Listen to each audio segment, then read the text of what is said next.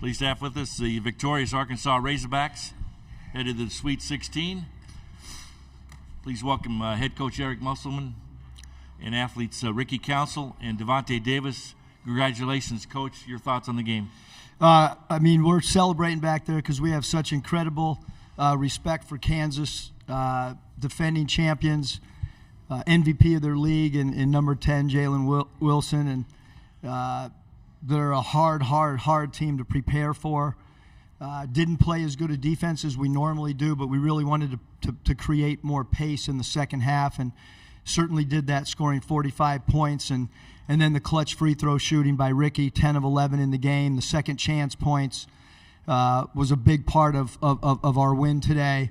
Kamani, 6 offensive rebounds, 10 rebounds, and then the play of Devo Davis taking the ball to the basket and middle pick and roll. His defense all game, and then once he fouled out, we were able to, win. And the offensive rebound off the missed free throw was incredible. Questions for the coach or student athletes? Please raise your hand. Going to go on the right side, Coach, on the aisle.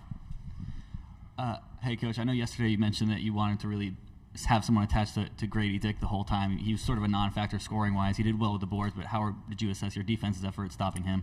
Yeah, we just wanted to give no airspace, obviously to number 4, Grady Dick. He's an incredible shooter, one of the best shooters in college basketball. And, the general philosophy was not to allow three-point attempts. That was the biggest thing, is to stay attached.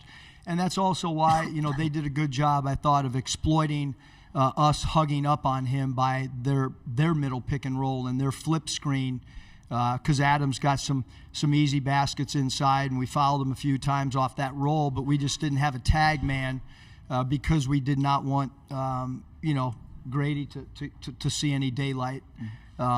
We felt like if we could hold him to 4 or 5 3-ball attempts, that it would play to our advantage. Again, please help the transcriber with your name and affiliation. We're going to go on the aisle here. Thank you. Yeah, Bob Holt, Arkansas Democrat Gazette. Eric, you alluded to that crazy play. I mean, you don't want Ricky to miss a free throw, but it turns out you get it back and he hits 2.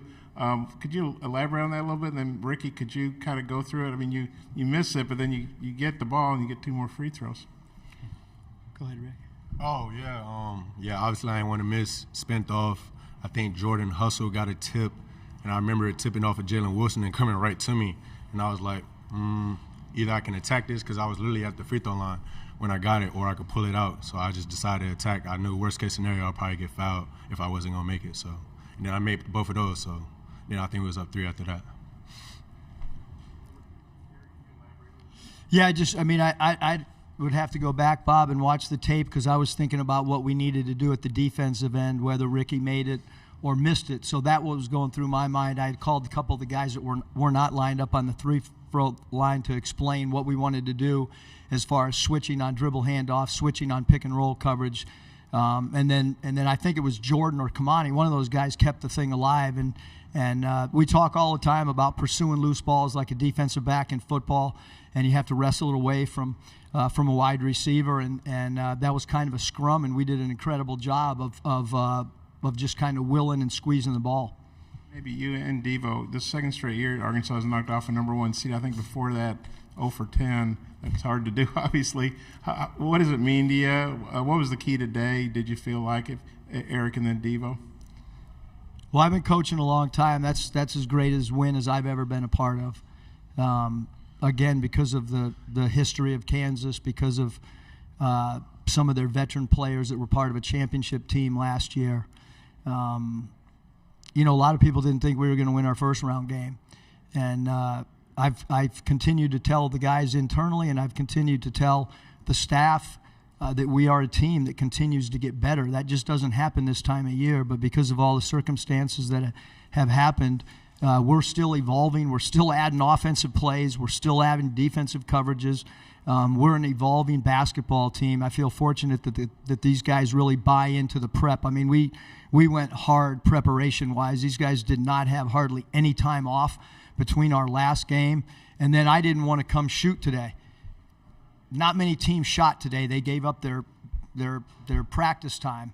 And so I told them, hey, guys, let's just do a walkthrough and film. I can walk you through what we need to. And these guys, Devo and Ricky, they stood up and said, no, Coach, we want to go to the gym. And I said, well, I'm worried about legs and all. Nope, it wasn't even my decision. It was their decision. And it was beneficial. We used all our allotment time today in the shoot-around. I thought that really helped us. Yes, sir. Just to piggy off Coach Mutz, like he said, it's a wonderful win. It feels unreal right now. I don't even know how to react, but I know it does feel good. And I know the guys that haven't been a part of something like this, I know this feel like we're at the top of the world, and we want to continue and get better. Like Coach Mutz was saying, we're not done yet, and I think we could continue to get better as the season goes on. We're going to take a Zoom question. We have a question from Dan Tortora. Dan, when you're ready. Yep. Dan Tortora, wakeupcalldt.com. Coach, you guys made it to the Sweet 16, but your shirt didn't make it. Just what you can say about the celebration that you had with the fans and just the emotion that goes through you knowing that you have these guys on the team. Well, I would love to lie and say that, I felt composed. But we only led for 1:43, and this has been as challenging and up and down season as I've ever been a part of.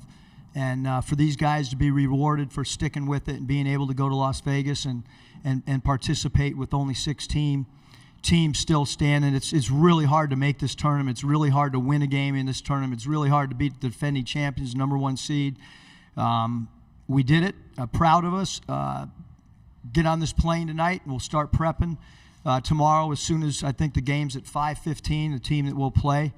And we'll start, prepping for that tomorrow night as a staff and see what happens.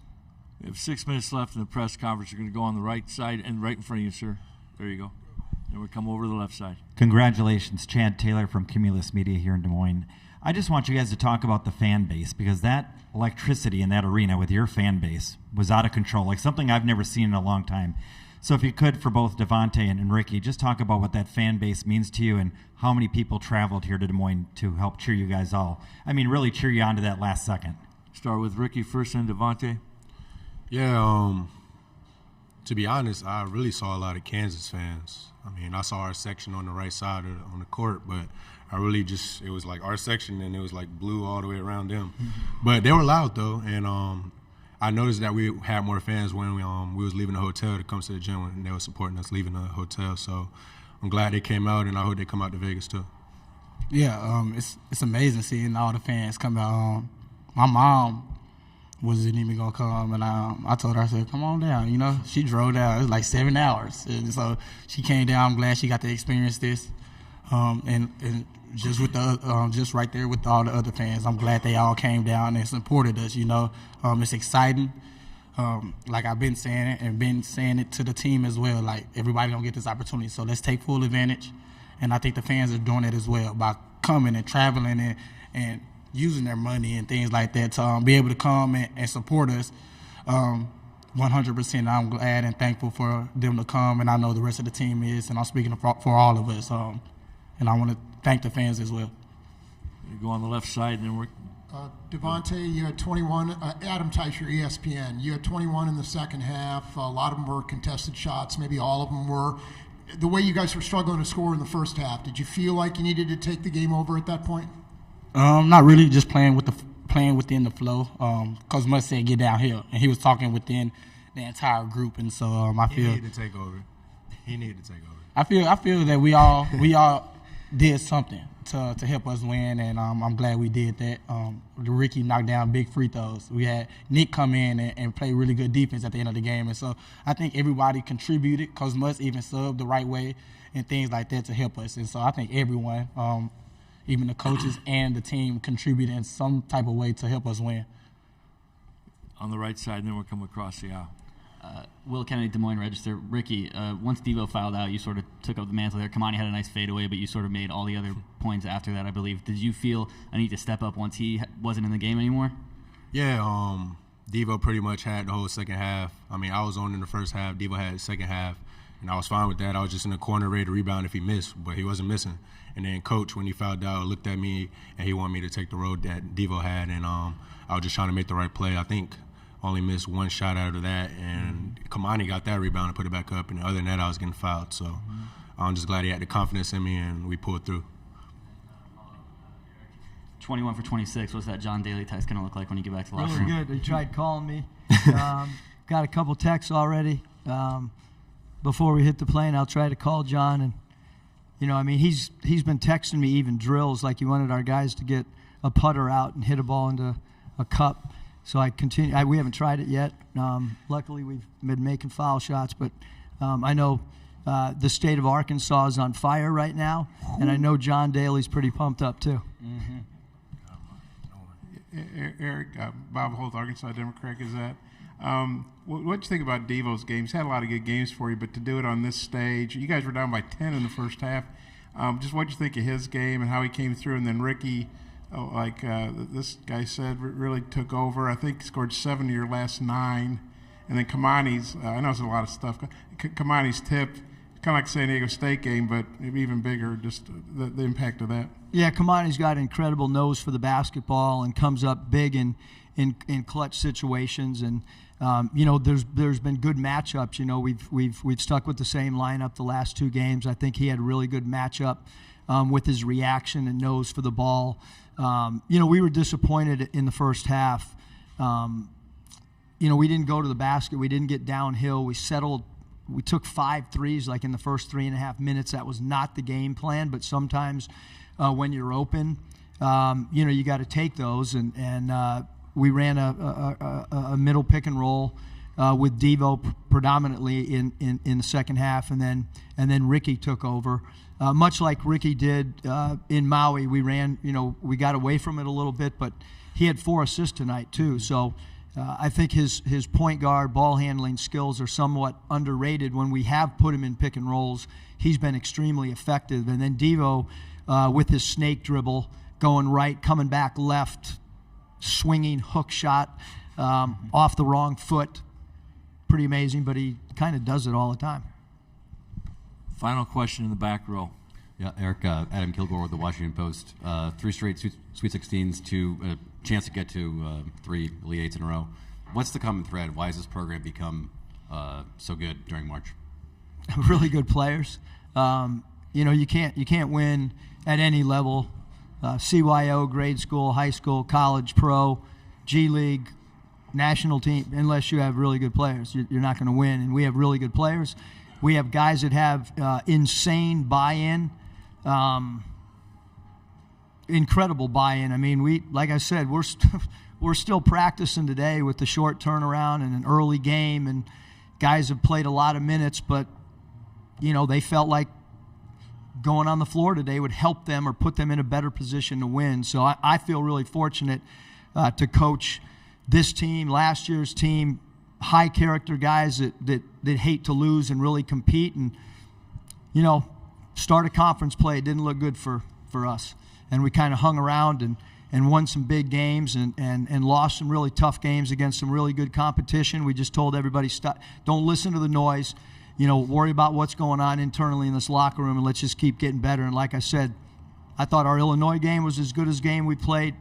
I thought tonight in the second half we played as good as any game we have all year. Congratulations, guys. Best of luck in the regional. Thank you.